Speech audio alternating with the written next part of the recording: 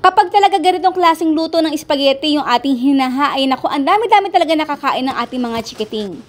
Kaya naman, tara, wala nang patumpik-tumpik pa dahil ngayong araw na ito ay gagawa tayo ng super sarap level up na spaghetti na milky and cheesy spaghetti. Tara, simulan na natin.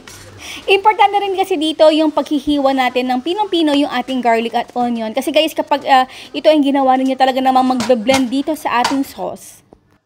Sa kawala ay magpainit muna tayo ng ating mantika. At ayan, ginisa ko lang muna dito yung ating hotdog at kapag luto na, set this aside. Next, igisa na natin dito yung ating sibuyas at kapag nag-translucent na, ilagay na natin dito yung ating garlic. Dapat talaga guys sa lutong-luto talaga. 1/4 kilo or 250 grams na ground meat. Pwede nga beef, chicken, or pork. At ayan, gisahin din natin ito. At bago ito maluto, ay nilagay na ako dito ng ating mga pampalasa, paminta, or asin. Pwede na yon. So ako talaga guys, niluluto ko talaga itong mabuting-mabuti para naman talaga nga lumabas pa yung extra flavor nito. At para naman sa ating sauce, meron na dito syempre sa Pilipinas ng tinatawag na ready-made na spaghetti sauce. So kailangan natin dito ng 500 grams.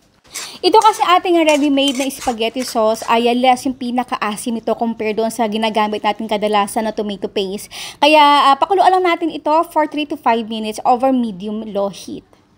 At syempre, pag na-level up natin itong ating sauce, so instead na tubig yung ating gagamitin, ay gumamit ako dito ng isang latang evaporated milk. Yes, mas masarap talaga ito, mas magugustuhan ng ating mga chikiting. At syempre, itong ating cheese, mas maganda kung ito ay ilalagay na ngayon para naman talagang matunaw at talaga namang mag-well blend dito sa ating spaghetti. So, medium-low heat na tayo at isimmer lang natin ito for another 5 minutes. Nilagay ko na rin dito yung ating hotdog kanina na naluto. O, diba guys, napakadali lang, less than 30 minutes ay makakagawa na tayo ng ating napakasarap na sauce.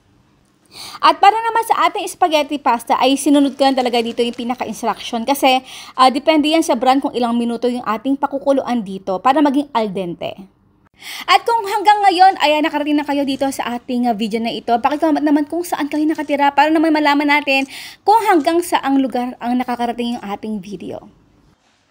At kapag na-achieve na natin yung pagka-al dente ng ating spaghetti pasta, hanguin na natin. So ngayon guys, kapag ito ay ihahain pa natin ito mamaya mga after 2 hours, 4 hours, mas maganda at highly suggest na hugasan natin mabuti yung ating spaghetti pasta para ma-stop na yung processing ng pagluluto nito at hindi siya magsagi.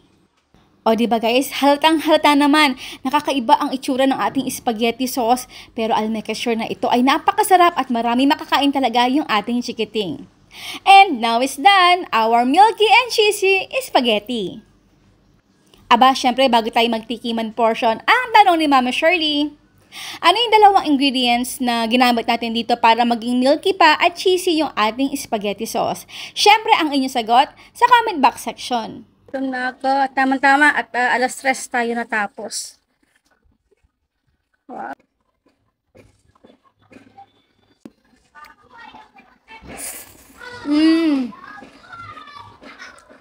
Ang sarap. Tama-tama, magugustuhan to ng mga bata. Ay po guys, salamat sa lahat ng ating outro. Keep safe, be healthy, and be happy. Bye!